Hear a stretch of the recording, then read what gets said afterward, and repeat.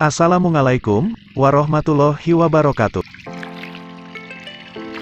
Para sahabat fans Jogja, teman-teman pencinta dan pemula budidaya, salam sehat selalu dan tetap semangat. Hal yang banyak ditakuti oleh para pembudidaya ikan, salah satu di antaranya yaitu ketika ikan lele yang dipelihara terserang penyakit, sehingga membuat ikan yang dibudidaya mengalami kematian.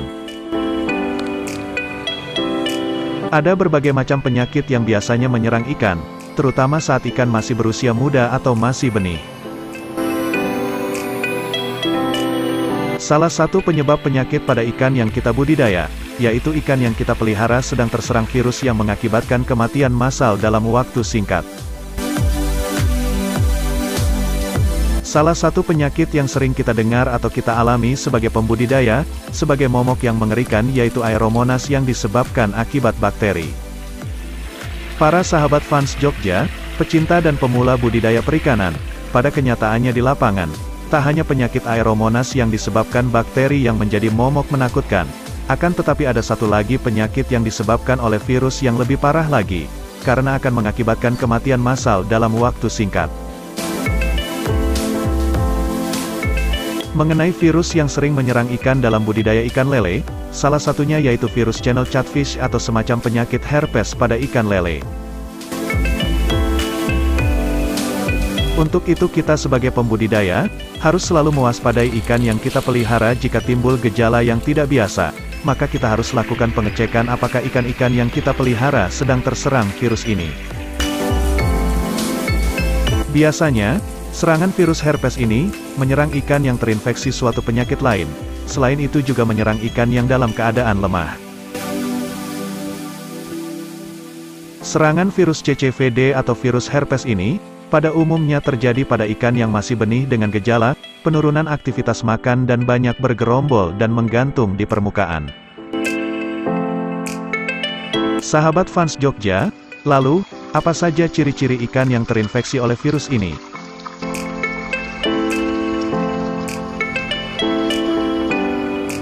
Ikan yang terinfeksi oleh virus ini akan menunjukkan pembengkakan perut. Hal ini karena akibat akumulasi dari cairan dalam perut, sehingga perut ikan terlihat kembung atau membengkak. Ikan yang sudah terkena virus ini, biasanya juga akan disertai dengan infeksi bakteri sekunder yaitu Aeromonas, sehingga ada beberapa kasus pada ikan yang matanya menonjol. Gejala lain dari serangan virus ini yaitu, pada ikan terutama benih, akan terlihat berenang tidak menentu, dan berputar-putar tidak beraturan atau oleng. Selain itu, akan tampak bintik-bintik kecil akibat adanya pendarahan di bawah kulit, sehingga ikan akan lemah dan sering menggantung di permukaan.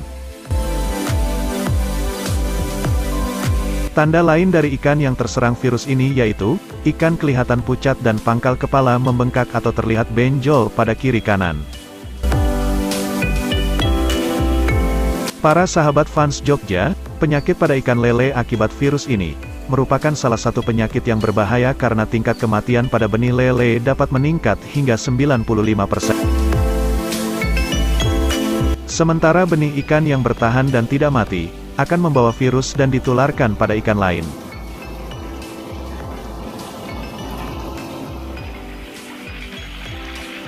Untuk pengobatan dan pencegahan penyakit akibat virus ini, yaitu pendekatan lingkungan budidaya dengan menjaga kualitas air agar mendukung kehidupan ikan yang kita budidaya.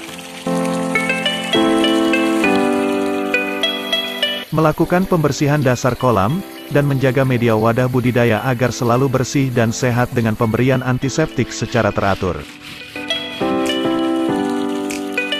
Selain itu, usahakan hindari penggantian air secara mendadak secara total agar ikan tidak stres serta pemakaian probiotik, baik pada pakan, maupun untuk menjaga kualitas air kolam.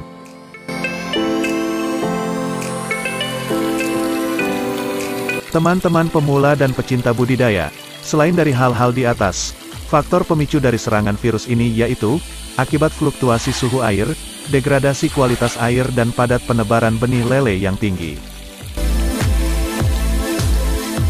Oleh karena itu sebagai pembudidaya, selain memperhatikan kebersihan lingkungan budidaya, seharusnya kita selalu memperbaiki manajemen budidaya, pemberian pakan berkualitas dan baik serta selalu memperhatikan kontrol dan monitoring usaha, terutama saat suhu dan cuaca yang ekstrim seperti yang terjadi pada akhir-akhir ini. Para sahabat fans Jogja, dalam perikanan budidaya, tidak bisa terlepas dari kondisi lingkungan, baik lingkungan budidaya maupun lingkungan di sekitarnya. Budidaya yang kita jalankan, tidak akan luput dari ancaman gangguan atau serangan hama dan penyakit. Hal tersebut dapat datang secara tiba-tiba, sehingga menyebabkan ikan sakit hingga sampai terjadi kematian pada ikan.